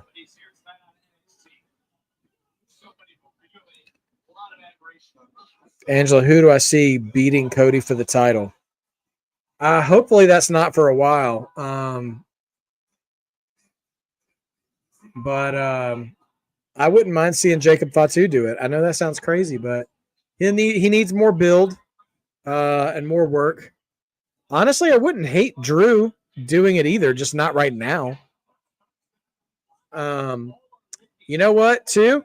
If he's healthy, if he's ready, a returning Kevin Owens, I wouldn't mind either. But those are just my thoughts right now. Of course, you never know who will show up between now and then, too. But not Brock, not Cena again. No, not Solo. None of those guys. Ricker T, just saying ice cream with blueberries and peaches tastes pretty darn good right now. Yes, sir. You were absolutely correct. No lies being told there. And like fresh, homemade peach ice cream, bro. So good. So good.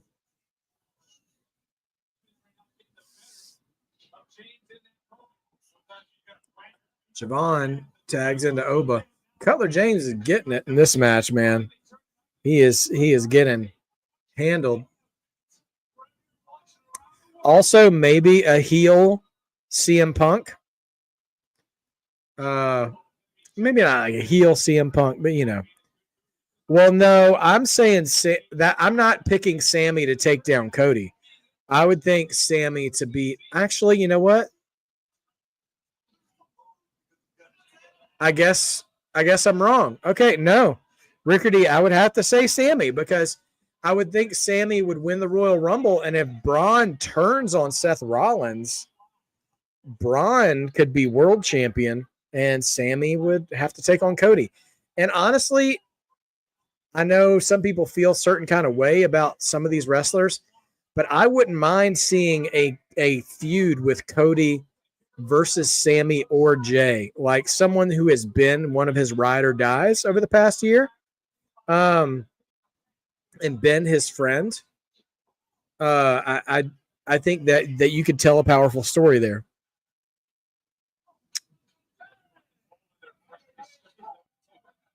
I've just been always picturing Sammy as world champion and not WWE champion when I think about him winning the Rumble, but you got a Braun problem if that's the case. Yeah, George, Hank and Tank have been teasing all night they're going to show up and interfere in this match.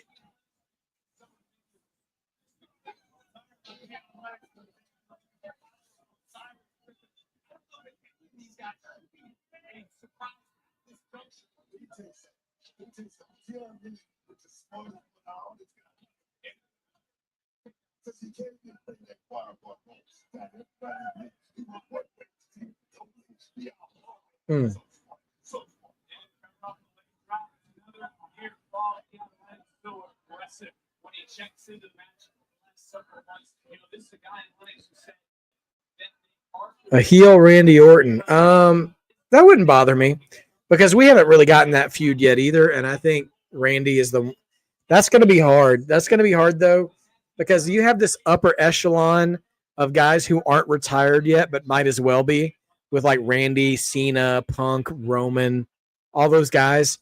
And I don't know that you can get a proper heel turn out of any of them at this point without them getting cheered. So I don't know. I mean, I wouldn't mind it if it worked, but I don't know.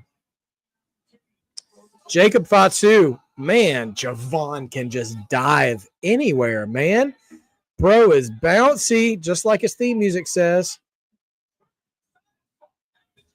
What is he about to do? Oh, springboard clothesline. Dude gets so much air. Javon Evans gets more air than Montez Ford. Wow, suicide dive onto Saquon Sugars, who's laying on the announce table, which they've rebuilt since the first segment, I guess.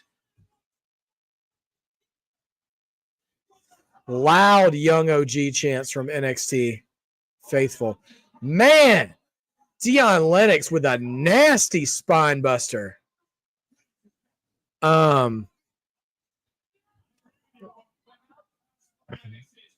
Anthony Manzano, thank you for subbing to the channel, man. I much appreciate it.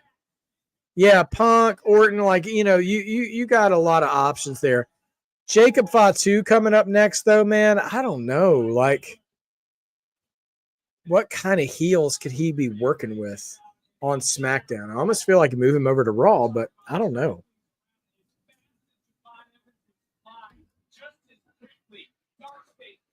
I mean, you could see Jacob Fatu and Aleister Black. They could do something together. That wouldn't be bad.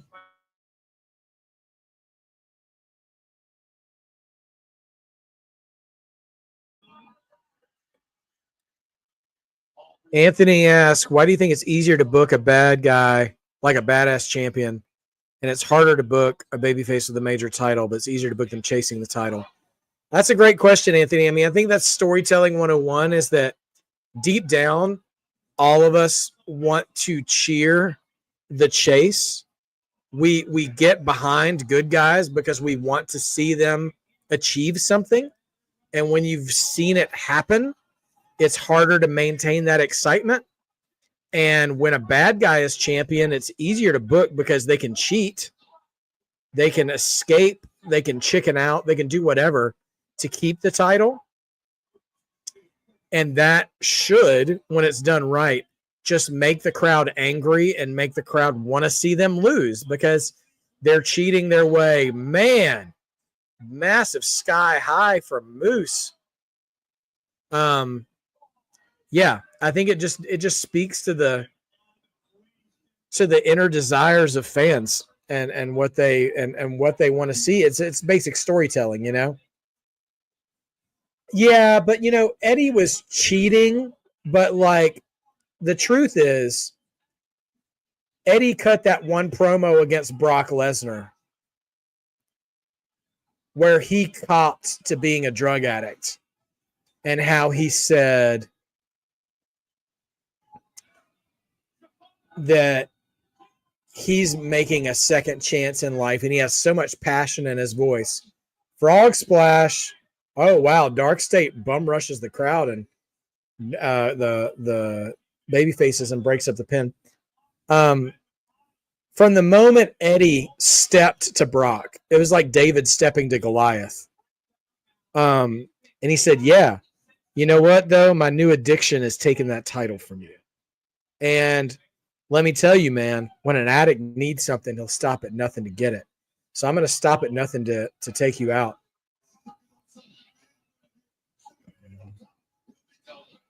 Oh, gosh. They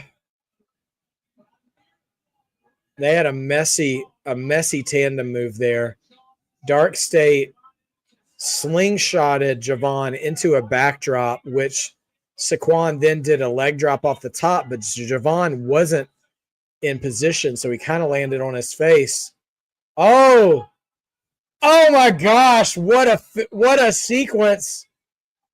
DARKSTATE tried. I can't even talk through this. Oh no, Oba just hit Javon. Oh no, Moose just speared Oba.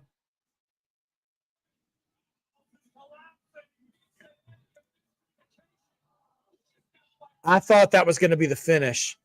They alley-ooped Javon into that power bomb, but Oba and Moose knocked out DARKSTATE and caught him and then threw him back into the reverse cutter, a double reverse cutter, and it was Trick doesn't help. Freaking Trick, man. Wow. Man. Well, DARKSTATE wins, and I think George mentioned it. Trick bails on the team, but here comes Hank and Tank with the tag titles, and they're ready for a fight. They just knocked out 2 DARKSTATE guys, and now they're knocking on the other ones. But here comes DARKSTATE. Where did Oba and Moose go?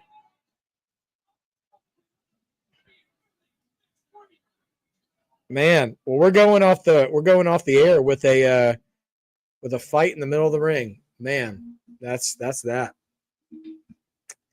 Okay. That's wild. Anthony says, seems like they're setting up Tavion Heights being a leader of a faction and already has 2 people. What do you think the possible fourth is? Yeah, I don't know. I mean, I think Tavion's just getting his bearings right now. Miles Bourne also just getting his bearings right now. So these former no quarter catch crew guys really doing a thing. So we'll have to see. I don't even know where to begin, but I'm excited about the prospect of this sort of mixed tag combo between him and Tyron May Steele, though. Seems like the finisher of DARKSTATE is a botch waiting to happen. Yeah. So here's the thing about finishers. And one of the reasons, like, I've always loved things like the RKO or the stunner or the DDT or the crossroads, or I'm trying to think of other spears. It's dangerous to do a finisher that you cannot comfortably perform on everyone. Yeah. So you gotta be careful about that. So power bombs, choke slams, stuff like that, where you have to lift everybody. It's always a tough call. Anyways, some folks are naturally over in the fan size. Absolutely true. George gives it an 8.5 tonight. Justin Allen Crane says 10 out of 10. Chin up, chest out, and watch for the shoe. Any other ratings for you guys before we call it a night? 8 out of 10 from Anthony. Thank you. I'm going to call it. I'm going to give it 8.5. I think ended hot. 10 out of 10. Not like this, man. 9 from Angela. Okay. All right. Looks like we really enjoyed NXT tonight. Next week they're going to be in Philly, so they are going to be motivated to go wild. 7.5 out of 10 from Shamanica. And then of course after that, we've got Heatwave, man. So Justin, thank you so much. I hope you have a great and awesome week as well. I'm going to try to go live tomorrow just to play some 2K if you guys are around. We are going to do a tournament for the U.S. title, the pre-spinner belt U.S. title, the one held by that was held by before Cena turned it into a spinner title. So I know some of the people at that time and at post spinner. So Shelton Benjamin, Miz, Sheamus, Daniel Bryan, all those greats. So we'll have fun with that tournament tomorrow. And yes, absolutely, guys, have a great night. And I will see you guys soon. And if I don't see you until next week for NXT, don't forget to be a mark. Because as we always say, being a mark means you believe.